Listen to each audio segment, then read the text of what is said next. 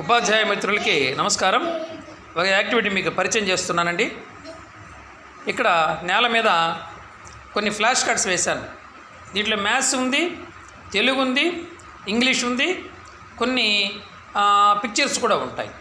ఈ విధంగా స్టూడెంట్స్ వీటి ముందు కూర్చొని ఉంటారు. ఒక టబ్ ఇచ్చాను. ఈ గుట్టలో నుంచి వాళ్ళు కళ్ళు మూసుకొని తీస్తారు ఏదో ఒకటి. అది ఇంగ్లీష్ కావచ్చు, మ్యాథ్స్ కావచ్చు, తెలుగు కావచ్చు. ఆ పదం చెప్పడము, ఆ అక్షరం చెప్పడము, ఆ స్పెల్లింగ్ చెప్పడం జరుగుతుంటుంది.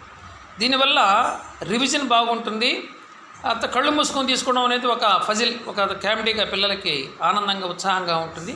ఈ విధంగా టబ్బు పెట్టుకొని దాంట్లో వాళ్ళు చదివిన అక్షరాలు వేసుకున్నట్టుగా చేస్తే చాలా బాగుంటుంది. ఓకేనండి. ఇది నచ్చినట్టయితే మీ స్కూల్లో కూడా ఈ విధంగా ఎక్కువగా టీఎల్ఎం ఫ్లాష్ కార్డ్స్ మనం తయారు చేసుకుంటే మల్టీపర్పస్గా వాడుకోవచ్చు. అదేవిధంగా ఒక టీఎల్ఎం చూపిస్తున్నాను. ఇక్కడ ఒక పాప కూర్చొని ఉంది. ఇక్కడ నా దగ్గర అక్షరాల చక్రం ఒకసారి తిప్పం అక్షరాలని అలా ఊరికి ఇలా 2 చక్రాలు తిరుగుతాయి. ఏ పదం వస్తుందో ఆ పదాన్ని వాళ్ళు సెట్ చేయాలి. దీనికి ఇప్పుడు ఇక్కడ ఊ అనేటువంటి గుణితంతో ఉన్న పదాలు పరిచయం చేయడం జరుగుతూ ఉంది. అదేవిధంగా ఇక్కడ వర్క్ బుక్ కూడా ఇచ్చాను. వర్క్ బుక్లో పదాలు ఉంటాయి. ఈ పదాలని ఈ గుణితంతో వచ్చే విధంగా వాళ్ళు పదాలని అమరిక చేయవలసి ఉంటుంది. ఈ విధంగా చేయడం వల్ల ఏమవుతుందంటే ఎక్కువసార్లు పదాలని గమనించడము లేదా గుణిత అక్షరాన్ని గుర్తుపట్టడానికి అవకాశం ఉంటుంది. చాలా ఉత్సాహంగా, ఇంట్రెస్టింగ్ ఉంటుంది. అసలు ఈ యాక్టివిటీ ఇందాక చూపించిన యాక్టివిటీ అయితే మ్యాథ్స్, తెలుగు, ఇంగ్లీష్ ఒకేసారి నేర్పించవచ్చండి.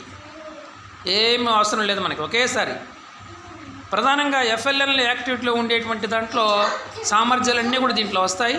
ఇది మల్టీపర్పస్గా ఉంటుంది. ఇలాంటి యాక్టివిటీ మీ స్కూల్లో మీరు చేసుకోండి.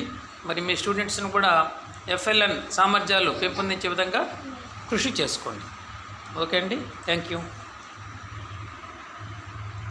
ఏం పదాలు రాసి చదువున్నాను ఒకసారి.